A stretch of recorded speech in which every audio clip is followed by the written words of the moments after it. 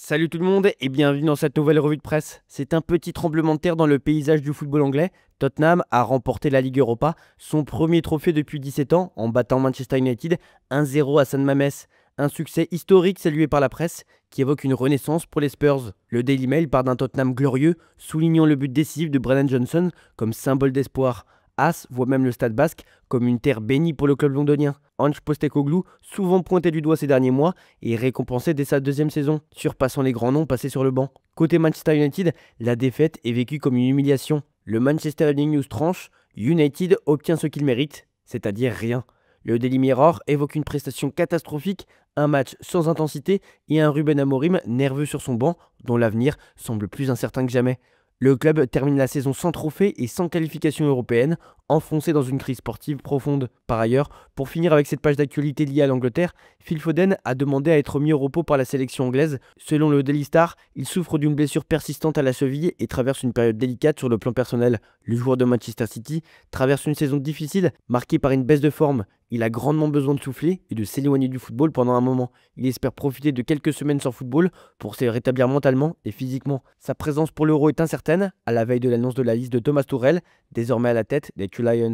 La presse espagnole se penche sur les grands chantiers du Real Madrid, en particulier sur le secteur offensif, où le nom de Nico Williams agite les débats.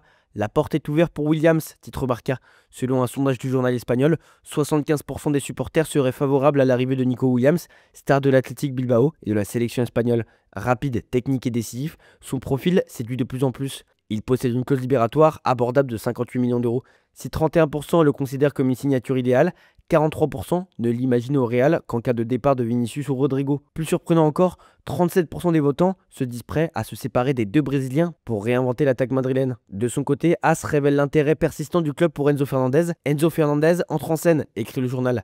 L'Argentin, estimé à 120 millions d'euros, a déjà attiré les regards madrilènes après son mondial 2022. Mais la piste semble relancer et le milieu de Chelsea adorerait rejoindre Madrid. S'il reste une alternative à Florian Wirtz, la piste Enzo Fernandez est prise très au sérieux. Apprécié depuis l'époque Benfica, son profil correspondrait à ce que cherche Xabi Alonso. Son arrivée dépendrait par contre d'une vente majeure, là encore possiblement Rodrigo, fragilisé mentalement par une baisse de régime et d'un virus récent. L'ailier, affaibli physiquement en ayant perdu 4 kilos, traverse une période difficile, mais souhaite rester au club et parler avec Xabi Alonso avant toute décision. La Catalogne célèbre une bonne nouvelle. Hansi Flick prolonge au FC Barcelone jusqu'en 2027, comme le titre le quotidien Sport. Initialement engagé jusqu'en 2026, l'Allemand a accepté un an de plus tout en conservant une marge de flexibilité. Satisfait de son groupe et des premiers résultats, il souhaite poursuivre la progression d'une équipe jeune.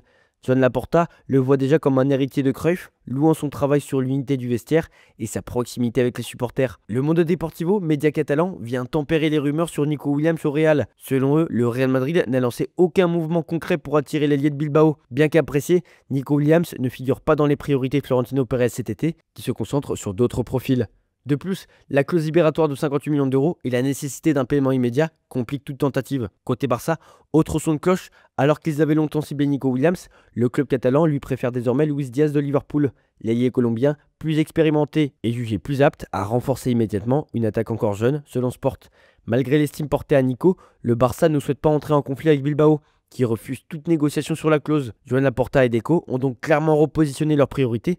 Pendant ce temps, Flick poursuit la stabilisation de sa défense. Inigo Martinez va prolonger jusqu'en 2027 et Eric Garcia s'apprête aussi à signer un nouveau bail d'au moins 3 ans.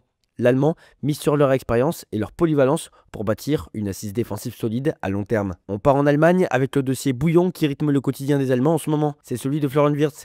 Pour Bild, maintenant, ça peut aller très vite. Florian Wirtz, la star du Bayer Leverkusen, devrait bientôt rejoindre le Bayern Munich avec une visite prévue cette semaine à Munich pour discuter du transfert. Le Bayern est convaincu de finaliser l'arrivée du joueur cet été ou au plus tard en 2026. Liverpool suit également le dossier de prêt, ce qui ajoute de la pression sur le club allemand. Une décision entre Liverpool et le Bayern pourrait intervenir dans les 10 prochains jours. La famille Wirtz a récemment voyagé en Angleterre, confirmant l'intérêt des Reds, tandis que Liverpool prépare ses négociations avec ses propriétaires aux États-Unis. Quelques jours avant de disputer 2 finales cruciales, le PSG respire à la sérénité, rapporte le Parisien. Déjà sacré champion de France, le club parisien vise un quadruplé historique avec la Coupe de France et surtout la Ligue des Champions en ligne de mire. Lors du Media Day au campus de Poissy, une ambiance studieuse mais détendue régnait. Sourire complice et une atmosphère unie comme rarement vu ces dernières saisons. Symbole de cette rigueur mêlée à l'innovation, Luis Enrique a littéralement pris de la hauteur. Perché sur une nacelle, il a dirigé l'entraînement depuis les airs pour avoir une vue d'ensemble ajustant les détails, distribuant encouragement et consignes. Une image forte, reflet de sa méthode méticuleuse et visionnaire, alors que l'équipe semble à son pic de maturité collective au meilleur moment de la saison. De son côté, l'équipe réalise un article sur Ryan Cherki qui a enfin obtenu sa première convocation en équipe de France. Longtemps attendu, ce moment a été officialisé par une annonce filmée par l'OL, capturant l'émotion du joueur. Didier Deschamps, influencé par ses progrès à Lyon et les rumeurs de sélection alternative, a choisi de lui faire confiance. Reste à voir comment son profil créatif s'intégrera dans le schéma des Bleus. Cette première cape pourrait ouvrir un nouveau chapitre pour le jeune Lyonnais, encore en quête de constance. Enfin, dans les bas-fonds de la Ligue 1, l'équipe revient aussi sur le match nul entre Metz et Reims, un résultat qui maintient Reims en sursis. Le club champenois jouera sa survie lors de la dernière journée, le 29 mai, tout en devant disputer la finale de Coupe de France contre le PSG. Voilà, c'est tout pour aujourd'hui. Bonne journée à tous, merci pour votre fidélité. On se retrouve en fin d'après-midi pour le JT Foot Mercato.